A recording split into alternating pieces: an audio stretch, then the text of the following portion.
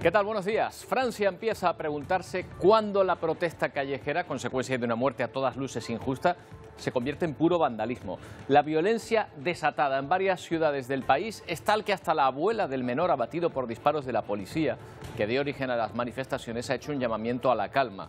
Lo cierto es que en la última noche de protestas el número de detenidos es menor que en otras jornadas, pero el nivel de violencia ha llegado incluso al asalto del domicilio de un alcalde con toda su familia dentro.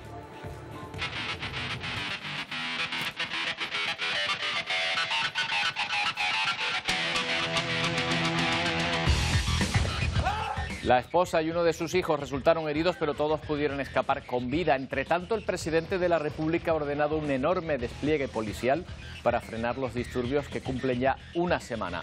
Esta última noche se han producido más de 600 incendios en la vía pública, en edificios y en comercios. El problema no se circunscribe a unas pocas ciudades. Más de 220 municipios han sufrido episodios de violencia y enormes destrozos. Mientras tanto, la opinión pública se pregunta qué hay detrás de esta reacción tan violenta en todo el país. Le trottoir, le trottoir.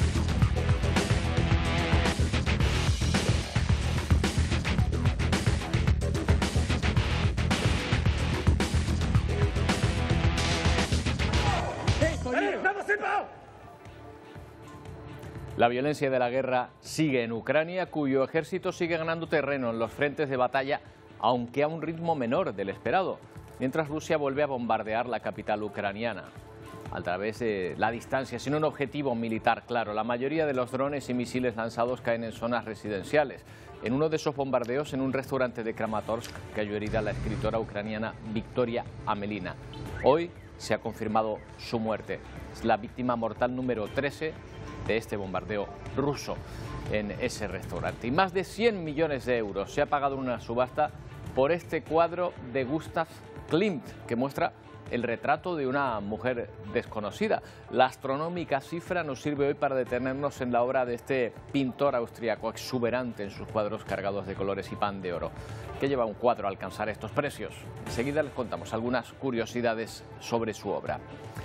Pero aquí en nuestro país, el viernes, aunque parezca que llevamos mucho tiempo en ella, comienza la campaña electoral. Queda poco ya para las elecciones del 23 de julio. De hecho, Correos ya ha empezado a entregar toda la documentación necesaria para poder votar por correo. En cualquier caso, hasta el 13 de julio, exactamente, el día 13, todavía se puede solicitar el voto por correo, que podrá ejercerse hasta el 19 de julio.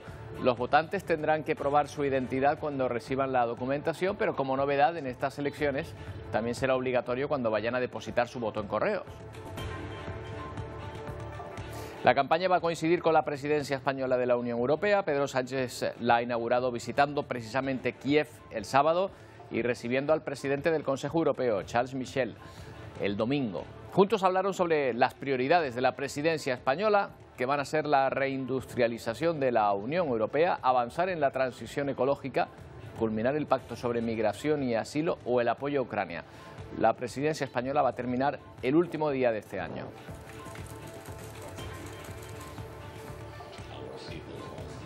Bueno, ahora mismo está teniendo lugar otra entrevista que Pedro Sánchez había clasificado como muy importante en las primeras horas de su presidencia.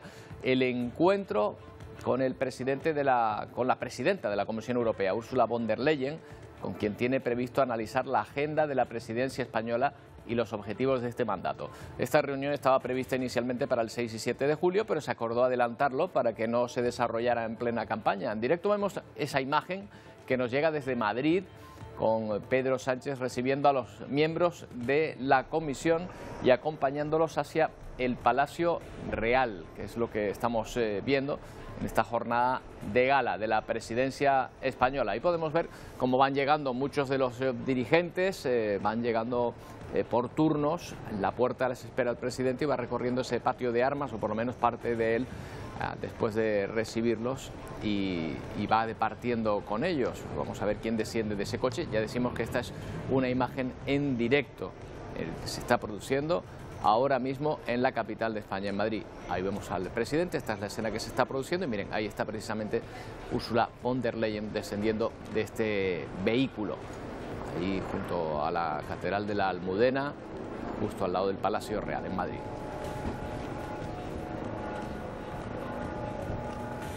Bueno, ambos hablarán sin duda de Ucrania, cuya capital volvió a sufrir la pasada madrugada un nuevo ataque, el primero en 12 días.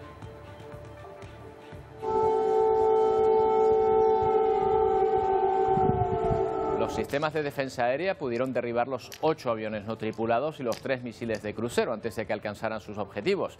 El bombardeo sobre Kiev se ha saldado con un civil herido.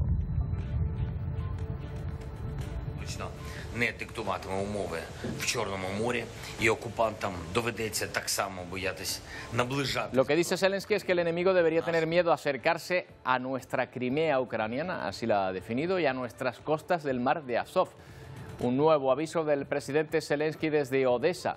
Ucrania sigue ganando terreno en los frentes sur y este del país, según un alto mando militar estadounidense. La contraofensiva está yendo, eso sí, más lenta de lo que se había predicho, pero está progresando constantemente. Bueno, y se ha confirmado la muerte de esta mujer, es la escritora ucraniana Victoria Almelina, tenía 37 años y había resultado gravemente herida la pasada semana en el ataque ruso a un restaurante en Kramatorsk. Con ella ya son 13 las personas fallecidas, otras 65 han resultado heridas como consecuencia de ese bombardeo de las tropas de Putin.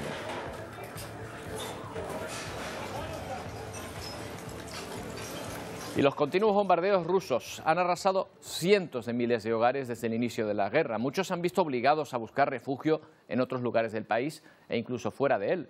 Otros han optado por reconstruir sus casas, pero se han encontrado con un problema: la escasez de material de obra. En una aldea de Kharkov, un vecino ha logrado rehacer su vivienda con lo que las tropas rusas han abandonado tras su retirada. La casa de Aihor va tomando forma poco a poco. Un bombardeo ruso la dejó hecha escombros. Con 3 hijos tenía que reconstruirla a toda prisa. Pero encontrar cemento y ladrillos en tiempos de guerra no era nada fácil. Así que buscó materiales alternativos. No solo los encontró, sino que además los tiene en cantidades abundantes. Son las cajas de madera de la munición utilizada por el ejército ruso. Este aldeano de la región de Kharkov ha utilizado esa madera para construir la puerta, instalar una escalera en el interior de la vivienda, establecer la estructura principal del inmueble o revestir las paredes. Las cajas están bien hechas por dentro, son muy difíciles de desarmar. Creo que las trataron con algo para endurecer la madera, afirma. A sus 80 años, su padre le ayuda en la reconstrucción. Hacer la casa con cemento hubiera tomado mucho más tiempo. Con estas cajas hemos encontrado la mejor opción, asegura Anatoly. Aihor afirma que reciclará absolutamente todo, incluso estos cohetes que tanta devastación causaron, servirán como enredaderas de tomates. Bueno, volvemos a esa imagen en directo. Se está produciendo este acontecimiento, el encuentro entre la presidenta de la Comisión, Ursula von der Leyen, y el presidente del gobierno estatal, Pedro Sánchez. Ahí están precisamente contemplando pues lo que se ve desde esta zona, la Casa de Campo, prácticamente desde este lugar, desde la entrada al Palacio Real y la Catedral de la Almudena, que está justo al lado. Vemos a miembros del gobierno, prácticamente están todos allí los ministros. Vemos también al encargado de Exteriores de la Unión Europea, Josep Borrell, y otros miembros de la Comisión a los que está recibiendo Pedro Sánchez en esta jornada de inicio oficial de la presidencia española de la Unión. Foto de familia, por lo tanto, de todo el gobierno estatal, junto a miembros de la Comisión y miembros de altos cargos de la Unión Europea. Ahí lo vemos, con la Casa de Campo de fondo y este recibimiento que se está produciendo, como decimos ahora, imagen en directo.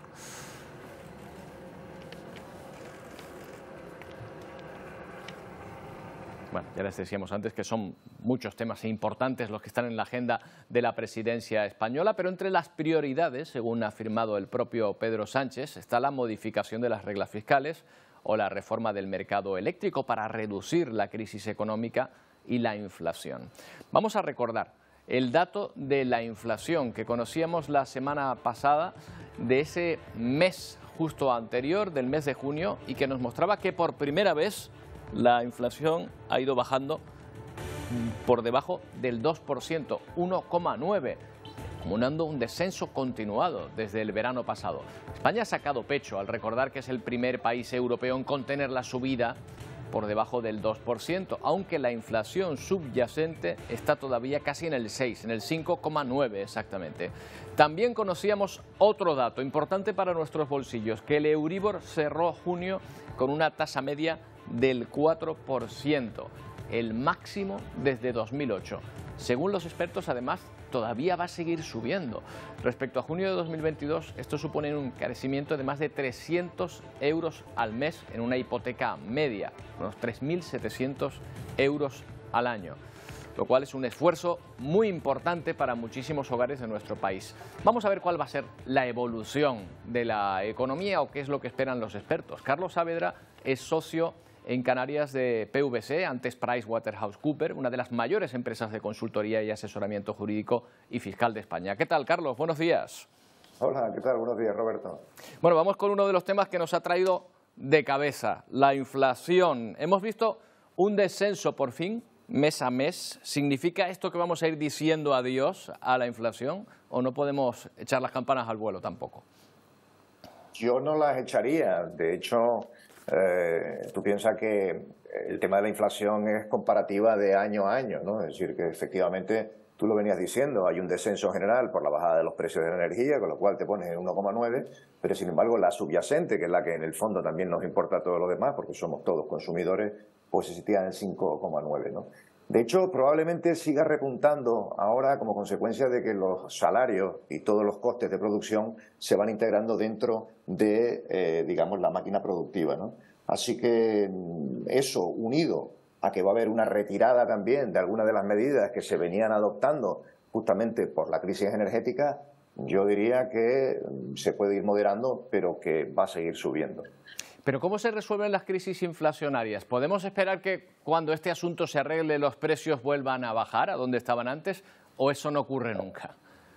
Yo creo que no, porque al final, digamos, una vez pasan dos cosas. Hay una parte ya, digamos, de conducta del consumidor, de acostumbrarte a determinados precios, y segundo, pasa otra cosa, y es lo que decía antes, es decir, vas integrando. Si tú subes, por ejemplo, cuando subió la inflación al principio, pues la primera reivindicación de los sindicatos y de todos los que somos trabajadores por cuenta ajena es, oye, no llegamos, por tanto los salarios tienen que subir. Es una reclamación legítima que al final se produce con un incremento en los costes de producción, principalmente los salarios y otros más.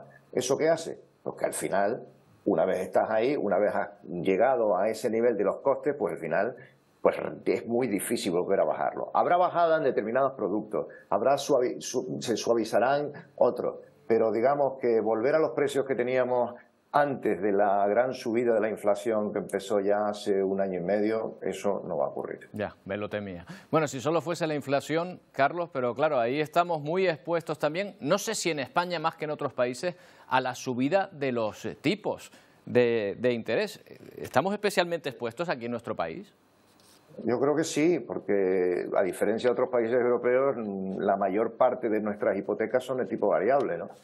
Yo cuando constituí, por ejemplo, una hipoteca mía, hace 2 años, yo le pregunté a la del banco y me dijo, mira, tenemos una variable, una fija y tal, pero no te preocupes porque los tipos de interés no van a subir, ¿no? La llamé hace 1 año y le volví a preguntar y me dice, bueno, no te preocupes porque los estudios que tenemos del banco, los tipos de interés no van a subir más del 3%, ¿no? Tú lo decías antes, ¿dónde estamos, no? Estamos en el 4%. Y además, en la última reunión que han mantenido en Sintra los presidentes de los bancos europeos, la Reserva Federal y el Banco de Inglaterra, ya han anunciado que van a seguir subiendo. Ya descontamos la subida de julio dentro del Banco Central Europeo y la Reserva Federal, que ya los tiene más altos, por cierto, que Europa, no descarta una o dos subidas, ¿no? Jolín, entonces todavía nos va a subir mucho más el precio de la hipoteca. En todo caso, a medio plazo, Carlos, ¿cuál podría ser los tipos adecuados, los tipos sostenibles, más o menos, que se puedan prever? Es decir, si no lo prevé el del banco, como te decía antes, cuando uno le pregunta, me va a costar a mí. Pero lo cierto es que yo te diría que por lo menos durante los próximos 2 o 3 años vas a tener unos tipos altos, ¿no? Luego, es que vamos a ver, tienes tipos altos porque digamos, la obsesión y obligación que tienen todos los presidentes de la Reserva Federal, Banco Europeo y Banco de Inglaterra es contener la inflación, que es el punto anterior que venías tratando.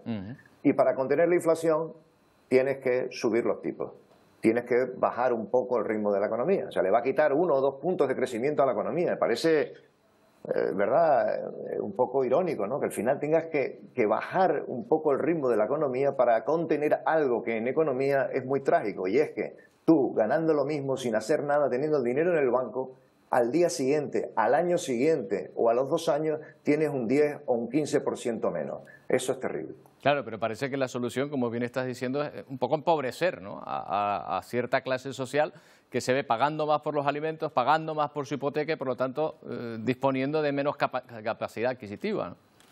Lo más que empobrece es la inflación. O sea, lo más que empobrece es estar en Argentina y que de repente de un día para otro, como ocurrió en el Corralito, como lo vimos y ha ocurrido tantas veces, tienes tus ahorros al final de toda tu vida y tienes, no sé, 20.000 euros y al día siguiente te dicen que no tienes 20.000 euros, que tienes 2.000.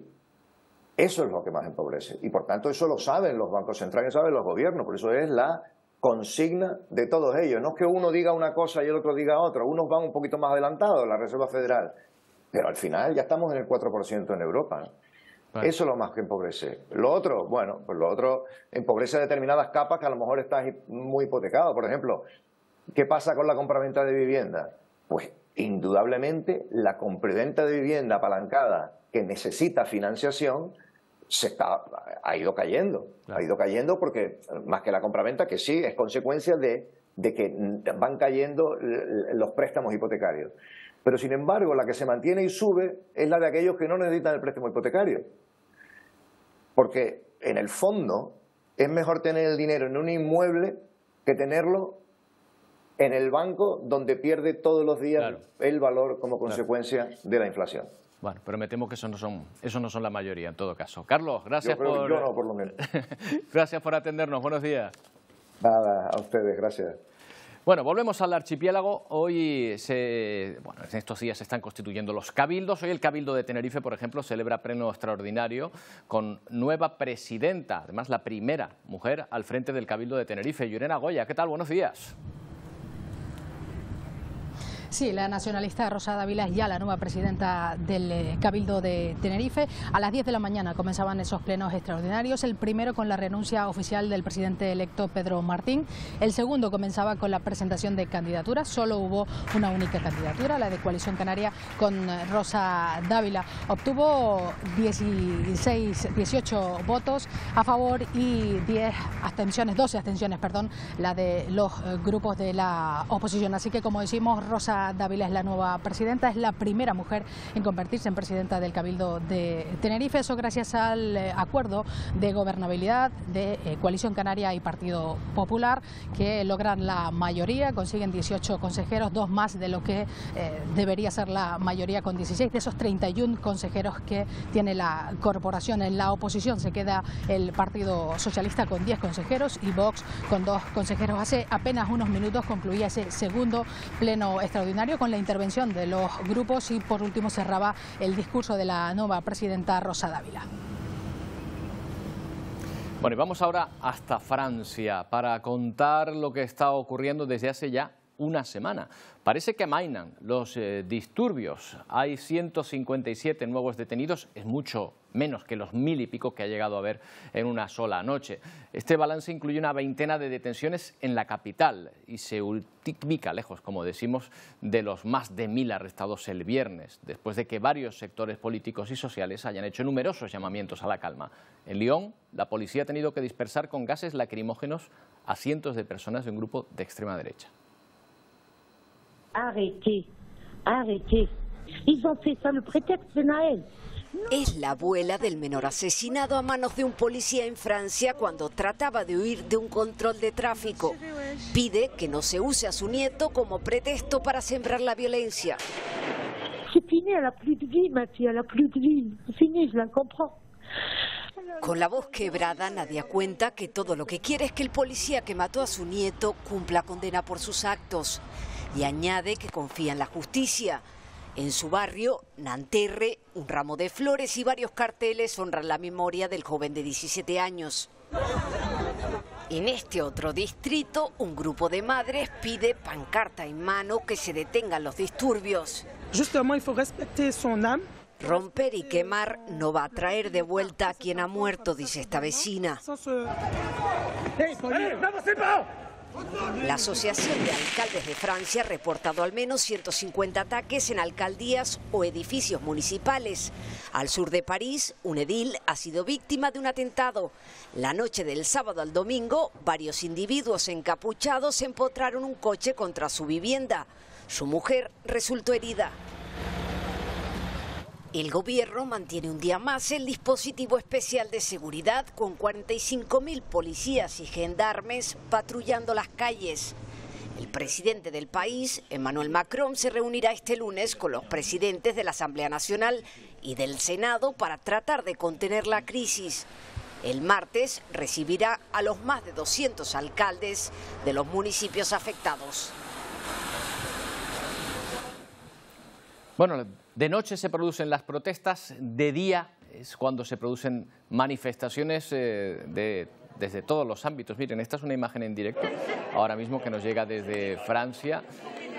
Entendemos que es un alcalde, uno de los alcaldes, uno de los 225 municipios que se han visto afectados por la violencia en estos días. Ya ven que no es una cuestión aislada ni limitada a las grandes ciudades.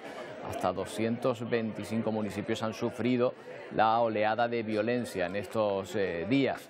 Hay una manifestación, una concentración precisamente para tratar de calmar los ánimos en este país, en este lugar en concreto que estamos viendo.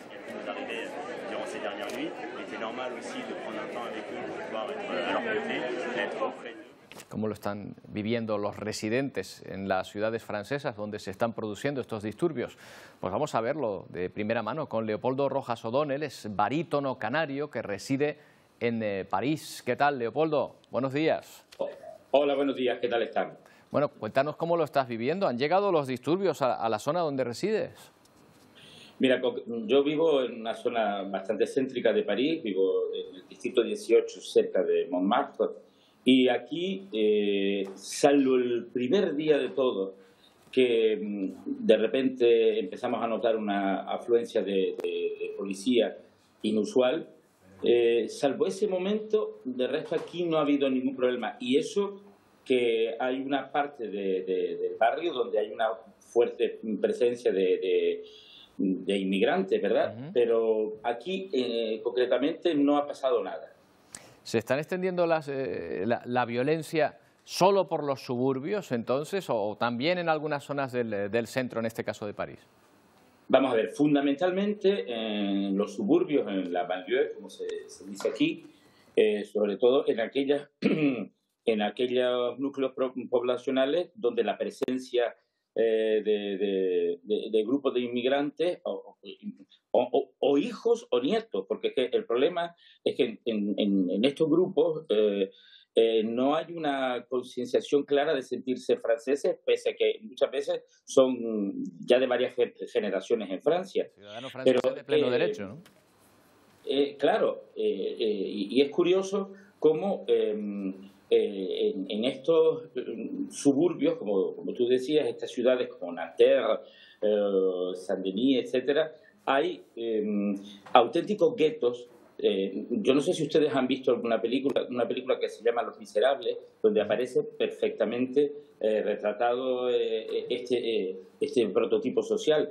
No me refiero a Los Miserables de Victor Hugo, sino una película que salió hace un par de años. Y entonces, sin embargo, por las noches, cuando se convocan por las redes estas manifestaciones entre gente muy joven, es donde realmente se producen unos desmanes tremendos en el centro de París o de otras grandes ciudades tipo Lyon, Marsella, Toulouse, etcétera. Pero en lo que es la región parisina, fundamentalmente la violencia está en los suburbios. Claro, aparcar el coche fuera en la calle, bueno, pues es un acto de valentía, o tener un negocio, porque es verdad que en determinadas zonas se está atacando los escaparates. ¿Qué están haciendo los ciudadanos ante esta situación? Bueno, lo de aparcar en la calle, bueno, en el centro de París, fundamentalmente eso es casi imposible, ¿no? Pero en los lugares donde se están registrando estos grandes tumultos, evidentemente es una temeridad, pero como muy bien decía, ya la oleada de violencia ya afecta a lo que son los propios comercios. El otro día un concesionario de coches rompieron el escaparate y tuvieron que poner paneles de madera porque es que incluso sustrajeron un vehículo. Parece ser que ante la violencia entre gente sobre todo muy joven, que este es lo que yo encuentro problemático, que chicos de 13, 14 años que no tienen realmente claridad en sus actuaciones, pues probablemente se dejan manipular para comportarse de esta manera tan salvaje. Leopoldo, no sé si viviste las protestas de los chalecos amarillos, que son un poco la referencia más cercana a esta situación. ¿Encuentras similitudes o te das cuenta si son enfrentamientos o protestas muy distintas una de otra? Mira, son diferentes, aunque si quieres que te diga la verdad, a mí en persona me afectaron mucho más las protestas de los chalecos amarillos que estas. ¿Por qué?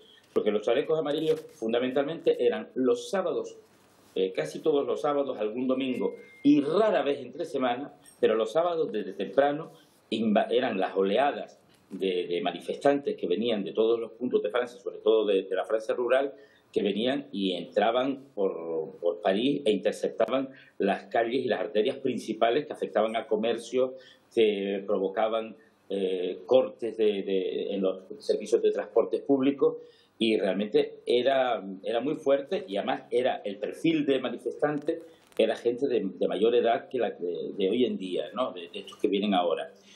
Quizá en algunos momentos puntuales hubo una gran violencia, pero ahora yo encuentro que está como más descontrolada. Leopoldo, no se hablará de otra cosa en la calle, me imagino. ¿Ha variado la opinión del principio, en general, cada uno tendrá la suya, pero en general lo que percibe, la opinión del principio de estas protestas, a cómo ha ido derivando entre los ciudadanos?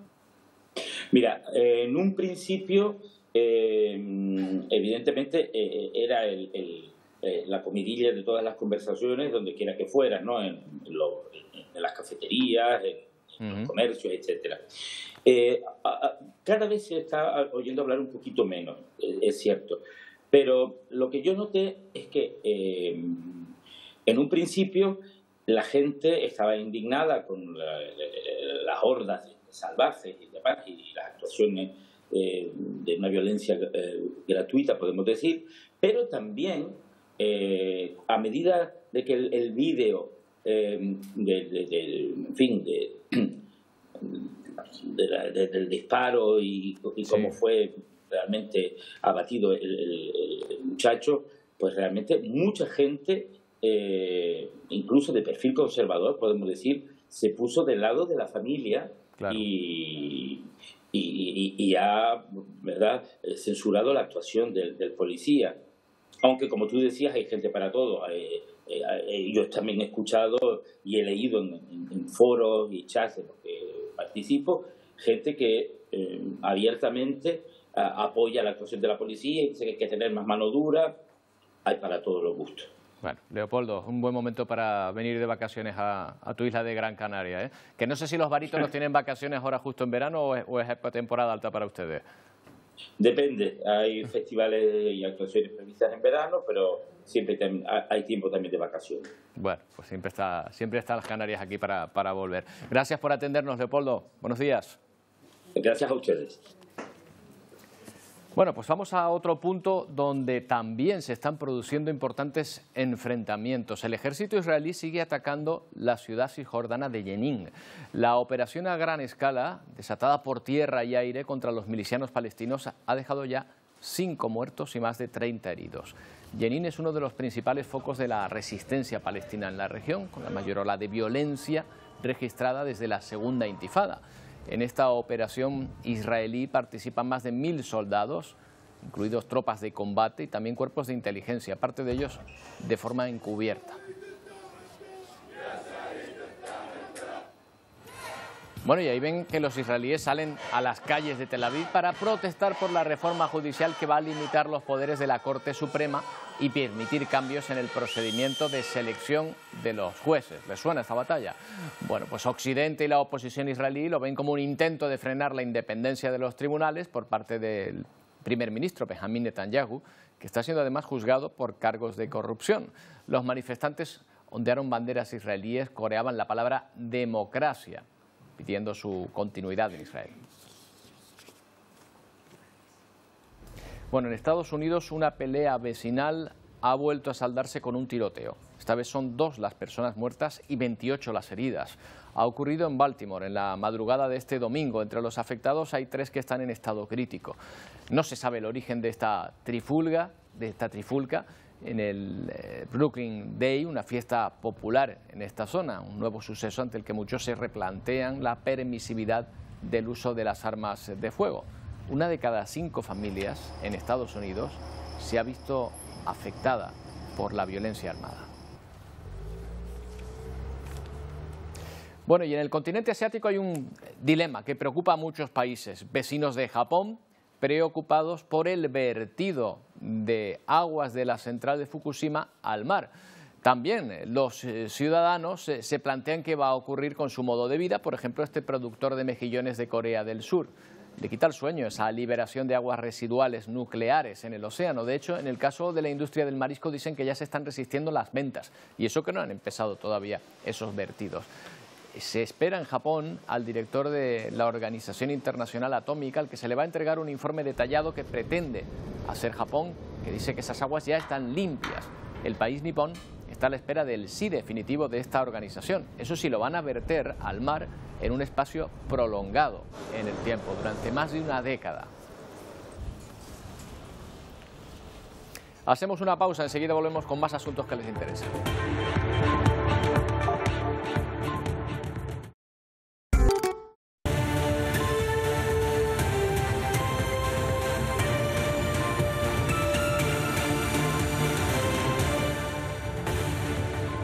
Y hablamos ahora en Atlántico Noticias de arte, de unas cifras que impresionan. La semana pasada en Londres se subastaba una obra del austríaco Gustav Klimt, que fue finalmente vendida por unos 100 millones de euros.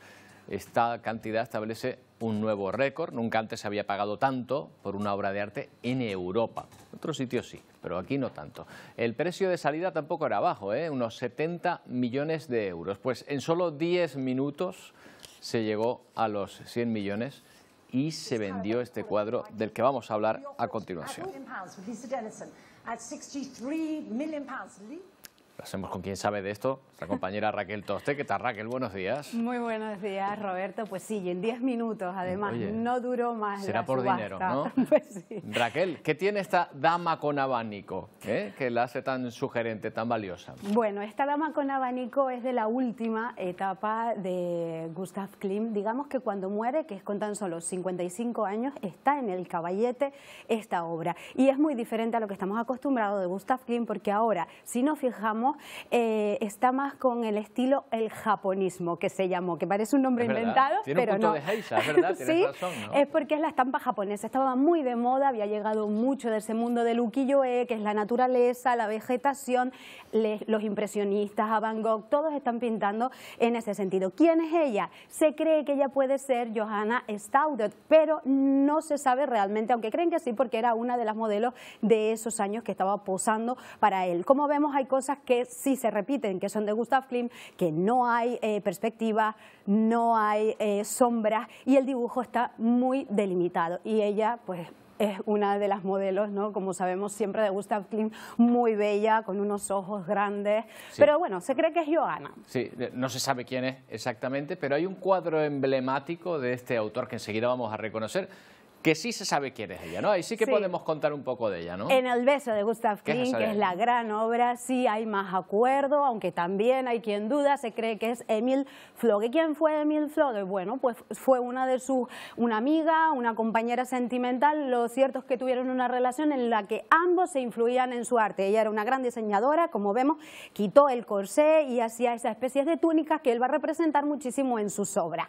En El beso, a ver si podemos ver ahora el cuadro El beso eso al completo. Esta obra la hace cuando ella tiene 45 años, es anterior a la que veíamos antes, y en esta obra hay muchas cosas importantes. Por ejemplo, este uso del dorado. Es cierto que él es simbolista, es un pintor simbolista y es el padre de eso, de la secesión vienesa, que podemos decir un estilo como el Art Nouveau o el modernismo. Pero también hay que decir que hay mucho de... Él va a Rávena y va a ver esos mosaicos, Roberto, que hay en Rávena con ese pan de oro y dorado. Y él lo va a poner en los lienzos, láminas de oro y de estaño. Además, el padre era orfebre, por eso se le llama la etapa dorada.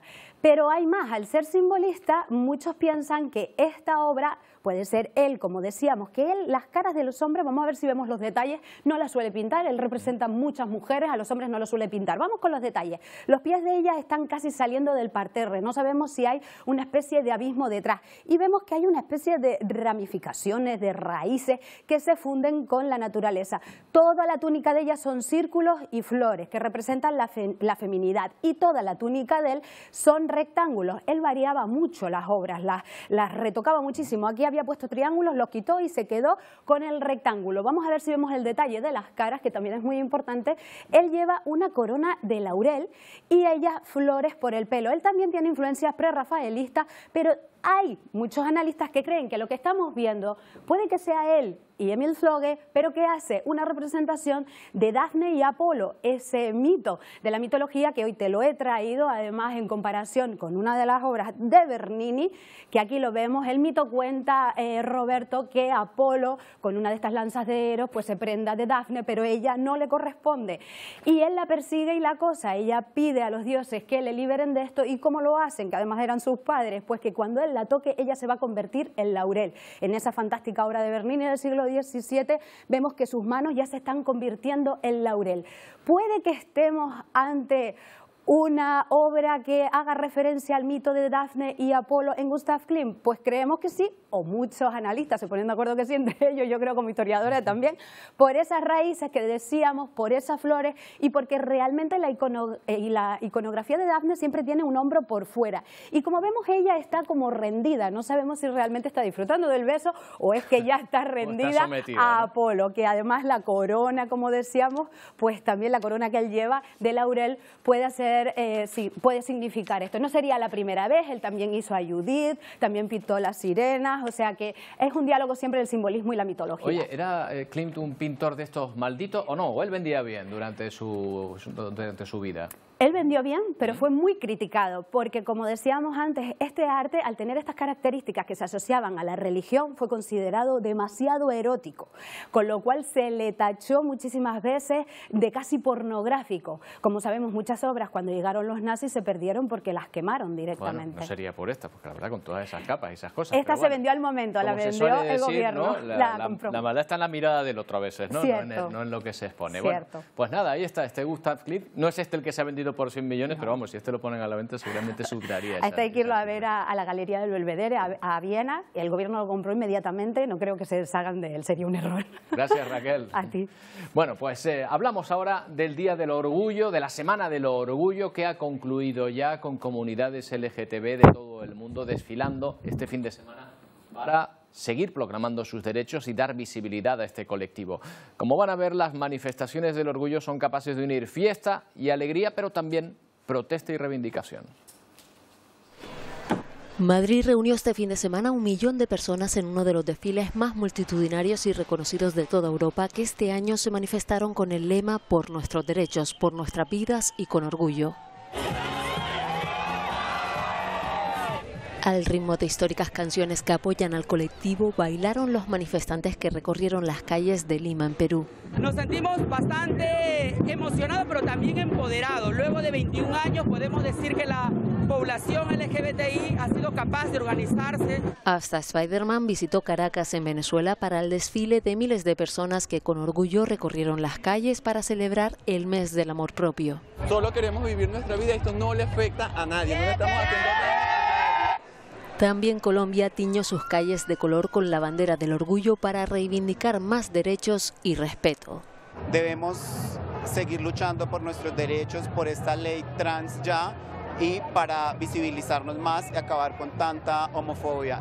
La fiesta del arco iris se celebró en Latinoamérica por primera vez en 1978 en México. En los últimos años, este continente ha incrementado su apoyo con políticas más inclusivas y respetuosas.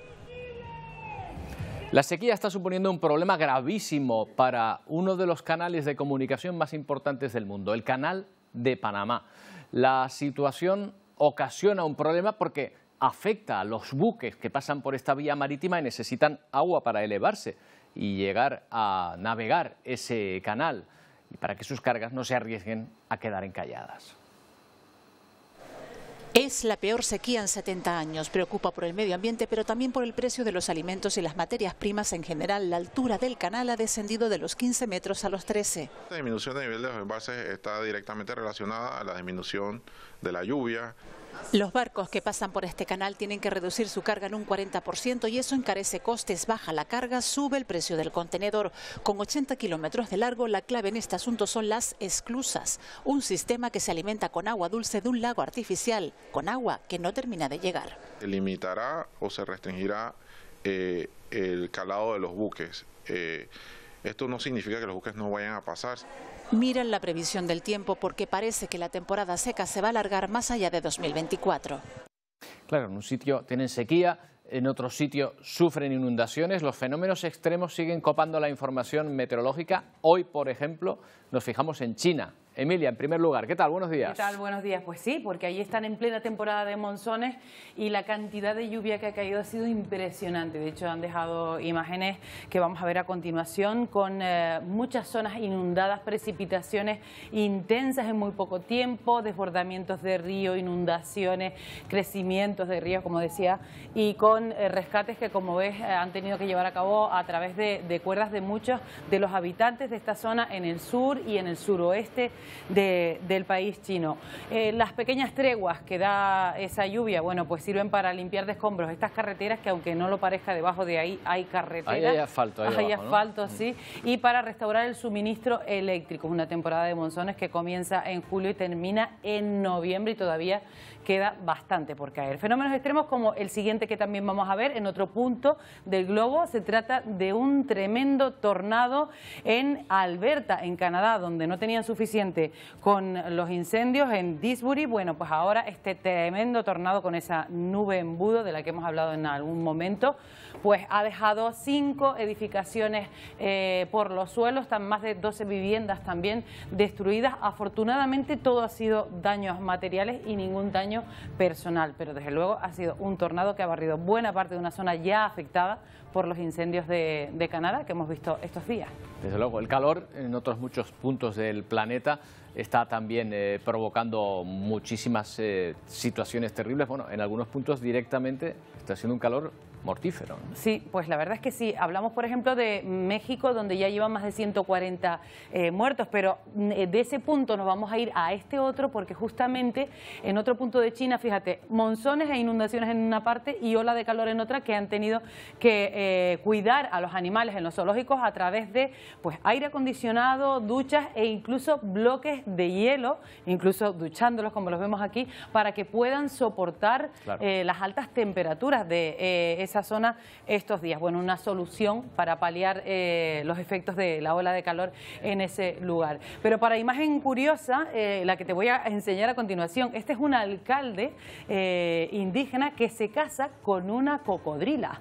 Se trata de un ritual ancestral y se cree que con este acto, esta boda, bueno, pues se preserva la abundancia. Es como si fuera una promesa que se hace en este lugar, que lo que hacen es, la princesita, como ella se llama, se casa con el alcalde de la población para garantizar el alimento y el abastecimiento en ese pueblo. Pero si la besa se convierte en una la princesa no sé si se convierte, el cocodrilo no sé si se convierte en princesa, se llama princesita, pero lo bueno es que no le falta ni el velo ni nada, y además tiene el hocico a taco, por si acaso. Habrá que ver si hace separación de bienes, gananciales, ¿no? Habrá que ver cómo lo llevan. En fin. Yo no sé si se van de luna de miel después. En fin, previsión para este comienzo de semana. semana, Emilia. Venga, la previsión para estos próximos días, bueno, pues hoy tenemos un satélite con bastante nubosidad, tenemos nubosidad de tipo bajo, sobre todo en el norte de las islas, pero también muchas de las nubes que vemos son nubes de tipo alto, esas que difuminan el cielo, pero que no causan mayores efectos. Con temperaturas que, por ejemplo, esta mañana a las 10 de la mañana ya tenían 32 grados